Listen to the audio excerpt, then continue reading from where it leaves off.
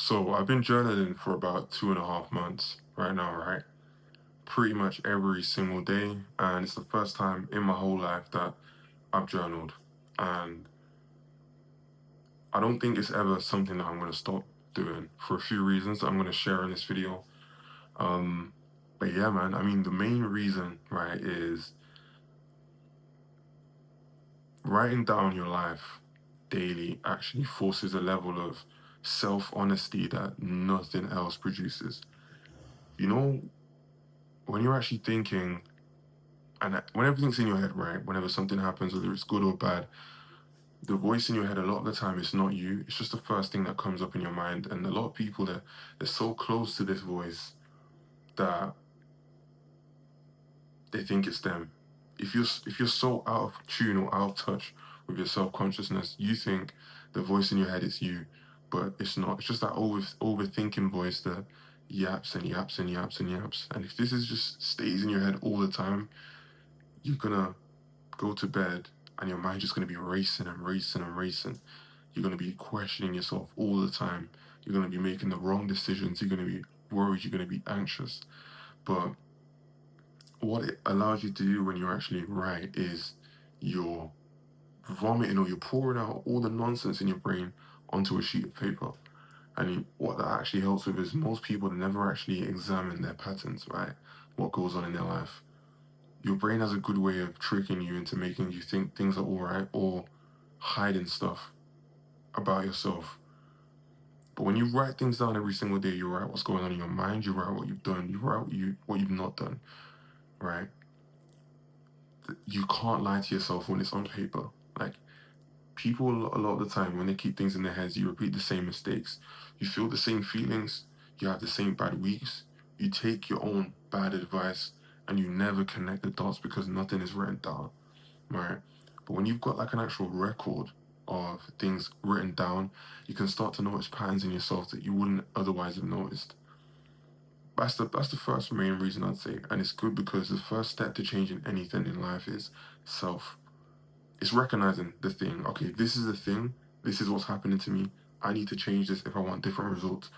You don't you don't really notice that when it's just all in your head. But when you write it down and you're reading as you're writing it down, it's like, damn, like, okay, this is pretty deep, right? I've been doing it for about 75 days in a row, and I can actually look back and see exactly when, if I've had certain bad habits, when the streak broke and why. When I have like moments in my day where I'm like super overthinking, I'm like, nah, I might be worried about something. I'm not where I want to be in terms of certain goal. I'll just open up my book, I'll start writing, and boom, all of a sudden I feel good, I can sleep, I feel amazing. It's the best therapy. If you're an overthinker or you're a young ambitious person and you you're always in your own mind, writing down your thoughts every day when you wake up or even whenever you're feeling stressed or anything like that, it's a great way to solve problems. And it stops your brain going into a spiral of like, okay, what do I do? What do I do? Oh, it's that the world's ending, that kind of thing. Like your brain has a good habit of doing that. And if you want to end it, being able to notice that pattern is super, super important. The journal's like it's like a mirror that doesn't lie, right? It's literally holding back a mirror to your face of how you feel because you're being honest with yourself. That's the most honest you're going to be with yourself in a journal because who do you have to lie to? It's just you and the paper. So that is one thing you need to always keep in mind. And one thing I've noticed as well is, let's say you're worried or you're feeling, however, whether that's anxious, worried, stressed out, sad, angry, frustrated. The first page, I write on an A4 piece of paper, right? The first page is going to be pure, oh, I feel like this and that, like this and that, I'm worried, this and that, etc., etc. By the time you get to like 3/4 down of the page, you're gonna start like you're gonna start comforting yourself. You're like, you know what? Actually, it's not that bad. I've been here before. I've done X, Y, Z. I've got this happening next week, so I should be alright, man. Like this stuff happens. But what you'll find is eventually you're gonna start coming up with solutions to the problem, and by the end of it, by the end of the page or by the end of the second page, you are going to fully put that problem to bed. You can be like, okay, I've got a solution now. This is how I'll deal with it. Boom, let's go. Instead of letting it fester in your mind is like a petri dish of nonsense sometimes. Like, your brain plays so many tricks on you that you don't notice.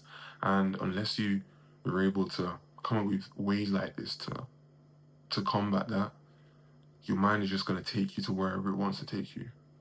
But simple as writing things down, you're getting it all out onto a page, you're emptying it out onto the page, and then you're coming up with solutions, and then you can go to bed, or then you can start your day with a clear mind. Like, since I've done this, there's not been one time I've gone to bed where I'm like, yo, my mind's racing thinking about X, Y, Z. It just doesn't happen anymore because I know what the problem is. I know what I need to do. I know that I need to overcome it. And I've spotted myself in like patterns of trying to make problems out of nothing. And all this time, like, it's really improved my mental health. And it makes you realize as well that sometimes you'll create problems that aren't even there, right? Like, living a low stress lifestyle, that's one of my biggest goals, just to live a low stress lifestyle. And yeah, man, journaling's done that for me. So that's the main gist of it. Like, you've got to be honest with yourself as well. Like, you've got to be honest with yourself. Like, it's a data collection for yourself, right?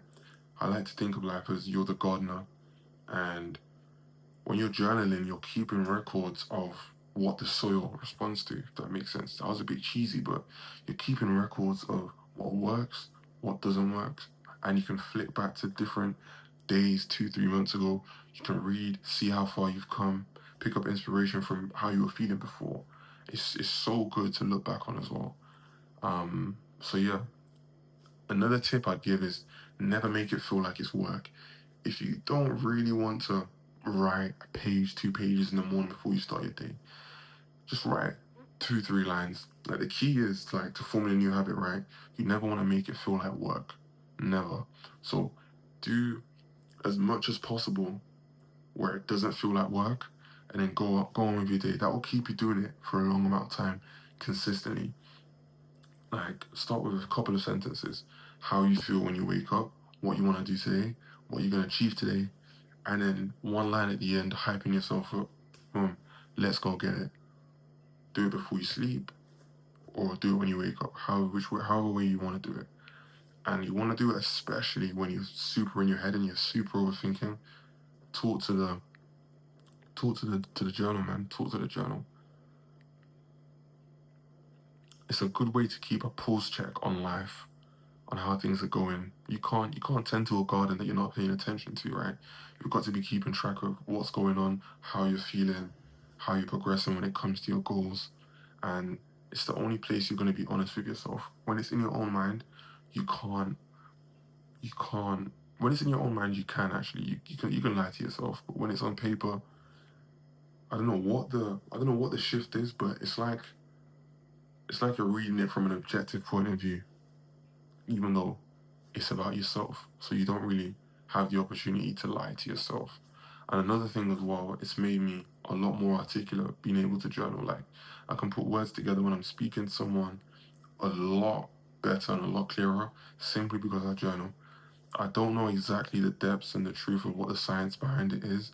I'm sure you guys can Google that in your own time, but journaling is great for, your cognitive function, being able to speak, being articulate, because it's words at the end of the day, right? You're learning to put words together. So that's the video there and there.